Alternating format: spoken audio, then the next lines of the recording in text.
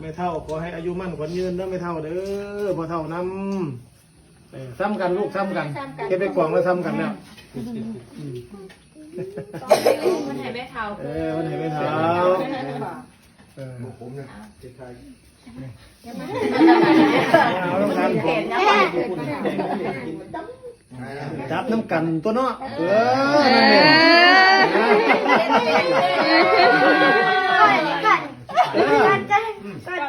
กอดเนี่ย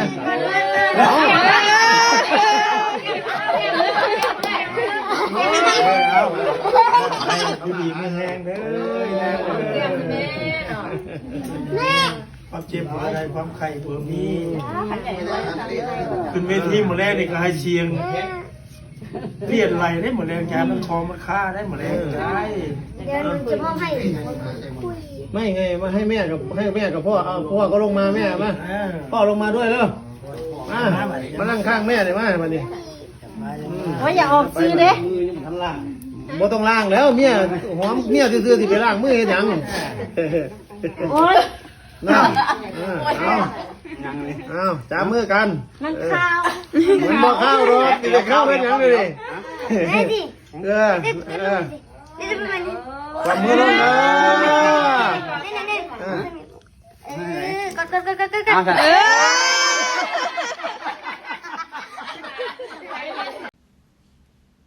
สวัสดีค่ะพี่น้องคะสวัสดีพี่น้องอีกจะคลิปทักทายกันข่าวคราวเกี่ยวกับหมอร้องหมอล่ำศิลปินคนดังต้นคลิปค่ะขออนุญาตพ่อผู้เพิ่นเนาะเอาคลิปของน้องธิดาลาวเป็นความกตัญญูของเด็กหน่อยคนหนึ่งพี่น้องที่มีต่อพ่อใหญ่แม่ใหญ่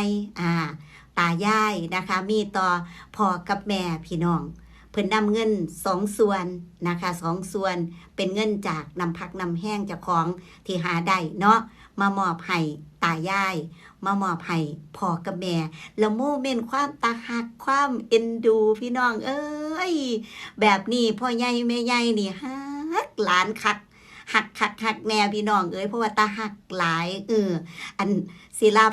สิเอาเงินนำสิเอาเงินใส่มือให้ก็บ่ให้แบบถ้าให้ธรรมดาโลกสิบ่จำนะพี่น้องต้องให้แบบมีโมเมนต์แบบจับมือกันต้องมีกอดมีโอ้ยเนาะแม่ก็เขินจักสิว่าจังใดพี่น้องเอ้ยนี่ล่ะเห็นแล้วก็ตาหักเห็นแล้วก็ได้ยิ้มได้หัวบัดตานี้เห็นภาพมองนี้นะพี่น้องภาพแห่งความกตัญญูของเด็กหน่อยคนนี้พี่น้องคะคุณงามความดีความกตัญญูมองนี้จะส่งเสริมให้น้องธิดาลาวก้าวย่างไปข้างหน้าแบบสวยงามเด้ค่ะพี่น้องถ้าบวกกับสิ่งที่เพิ่นมีอยู่เนาะคือน้ำเสียงที่เพิ่นมีอยู่แล้วก็บวกกับการเฮ็ดโตของเพิ่นเองนะคะการพัฒนาของโตเพิ่นเองเนาะการที่จะ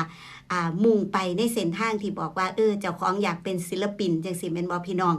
จะสวยงามได้พี่น้องพื้นฐานหม่องนี้คือมาดีพี่น้องพื้นฐานแห่งความกตัญญูกตเวทีนะคะพี่น้องหลังจากนั้นถามมาร่วมกับความที่เพิ่นมีที่เพิ่นมีนำเสียงที่เฮาฟังแล้วมีเสน่ห์แม่นบ่คะถ้าบวกกับความพยายามของเพิ่นแล้วก็การพัฒนาเจ้าของเพิ่นเสื้อแน่นอนพี่น้องอีกบ่โดนบ่นานเฮาสิเห็นเด็กน้อยคนนี้ประสบความสำเร็จนะคะเพราะว่าเห็นแบบนี้เราแบบชื่นชมค่ะพี่น้องชื่นชมนะคะคือเด็กน้อยซุมือนี่แค่11 ปีนะพี่น้องคิดแล้วก็ลงมือเฮ็ดในสิ่งที่ควรเฮ็ดหรือว่าแบบมันเกินกว่าคำว่าเด็กหน่อยซ้ำพี่น้องเกินกว่าคำว่าเด็กหน่อยทั่วๆไปแม่นบ่บางคนยังเล่นอยู่ยังบ่ทันหูอีโหนอีนี่อีหยังดอกบ่ได้ว่าทุกคนต้องมาเฮ็ดแบบนี้นะพี่น้องแต่นี่คือแบบอย่างแบบอย่างของความกตัญญูนะพี่น้องบ่แม่นว่าทุกคนต้องมาเป็นแบบนี้บ่แม่นนะคะพี่น้องหมายความว่าพื้นฐานของเด็กน้อยคนนี้ในเมื่อเขาเลือกว่าเขาจะเดินบนเส้นทางของการเป็นหมอร้องหมอล่ำเป็นศิลปินแม่นบ่คะเขาตัดสินใจแล้วจังซี่นะเพราะเขาตัดสินใจแล้วนะพี่น้องเขาเฮ็ดอีหยังที่สอดคล้องกับสิ่งที่เขาอยากเป็นสาวน้ำเย็นชื่นชมมองนี้คือ คือน้องธิดาเล่ามีค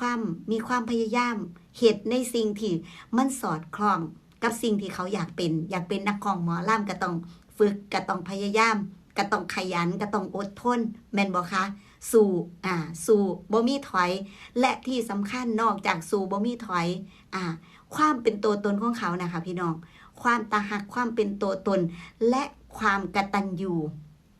นี่ล่ะพี่น้องสำคัญแห้งค่ะสำคัญอีหลีนะคะความกตัญญูคือเป็นเจ้าของนั่นละบ่ต้องลอกเลียนแบบไผเป็นที่หนูเป็นแน่นบ่พัฒนาในรูปแบบของหนูแต่ถ้าเป็นคนที่ใช่คือสาวน้ำยืนว่าถ้าเป็นคนที่ใช่จังได้ก็ใช่จังได้ก็แมนพี่น้องเอ้ยบ่มีหยังมาขวางมาห้ามได้แมนบ่คะแต่ว่าสิ่งที่เฮาเห็นในคลิปมือว่านนี่มือคืนนี่ที่สาวน้ำยืนอยากสิเว้าออกมาก็คือเด็กหน่อยคนนี้คิดดีมีความกตัญญูเท่าที่เห็นนะคะหลายๆเทื่อที่เขาหลุดความเป็นตัวตนของเขาออกมาแบบว่าเขาเป็นเด็กหน่อยนะเขาคิดแล้วเขาก็ออกมาเลยเหมือนตอนที่ว่าจะปลูกพักขายเขาคิดดีนะพี่น้องเขาคิดดีเขาบ่ได้มามั่วว่าถ้าเพจไม่ได้แล้วอะไรไม่ได้เขาจะน้อยเขาจะอะไรแต่เขาจะปลูกผักขายเพื่อจะแบ่งเบาภาระหรือว่าเขาจะได้มีอาชีพรองรับเขาจะมีรายได้จังสินะพี่น้องสาวน้ำยืนฟังนิดหน่อยคนนี้เด็กหน่อย11 ปีแม่นบ่สิปลูกผักขายพ่อผู้ถามเฮ็ดอีหยังสิปลูกผักขายว่าสันคือกระเว้าไปในความเป็นเด็กหน่อยนะพี่น้องจริงๆน้องก็เป็นนักร้องนั่นล่ะจังสิแม่นว่าแต่ว่าน้องบอกว่าสิปลูกผักขายถ้าเกิดเฮาบ่ได้เพจขึ้นบ่ฮู้รหัสบ่อีหยังแก้ขึ้นบ่ได้เอาขึ้นมาบ่ได้จังซี่เฮาก็จะได้มีอาชีพรองรับเบิ่งติล่ะพี่น้องสาวน้ำยืนได้ยินคำนี้เนาะก็เลยว่าคิดได้เนาะจังสี่แม่นบ่ล่ะพี่น้องบัดตาดีก็ได้ยินแม่พึ่งเนาะเพิ่นจะเว้าให้ฟังกับพ่อผู้เพิ่นนั่นตอนเพิ่นคุยกันน่ะสาวน้ำยืนไปฟังไล่เพิ่นอยู่ไปฟังย้อนหลังดอกพี่น้องไปฟังว่านี่น้องธิดาเล่าก็จะส่งเงินให้ทางบ้านหมายก็ว่าถ้าขามกลับไปอีหยังจังสี่ก็จะเอาให้ตลอดแบบนี้นะคะพี่น้องเห็นบ่นี่คือความกตัญญูกตเวทีเรายิ่งมาเห็นคลิปเมื่อคืนนี่ก็เลยว่าเด็กหน่อยคนนี้คือตาหักแท้ประมาณนี้เลยนะคะพี่น้องคือเขาก็จะมีอีหยังที่เฮ็ดให้เฮาได้ยิ้มให้พ่อใหญ่แม่ใหญ่กอดกันให้พ่อกับแม่กอดกันรับเงินก็ต้องเอาจับน้ำกันอีหยังจังซี่เป็นว่าได้มันแสดงถึงความอบอุ่นเด้พี่น้องคือเด็กหน่อยคนนี้อยากเห็นภาพความอบอุ่นของคนที่อยู่ในครอบครัวมันสื่อความหมายไปหลายกว่านั้นนะพี่น้องลองพิมพ์มากก็ได้นะคะว่าเหตุผลที่เด็กน้อยคนนี้เฮ็ดแบบนั้นมันสื่อหยังคือเขากำลังสื่อพี่น้องว่าเขาอยากเห็นความสุขเขาอยากเห็นคนที่เขาหักนะมีความสุขนะคะพี่น้องเห็นรอยยิ้มเห็นความหักของคนในครอบครัวพี่น้องนี่ล่ะสาวน้ำยืนถึงบอกว่าเด็กน้อยคนนี้เริ่มต้นสวยงามนะถ้าเขายังเดินแบบนี้นะคะ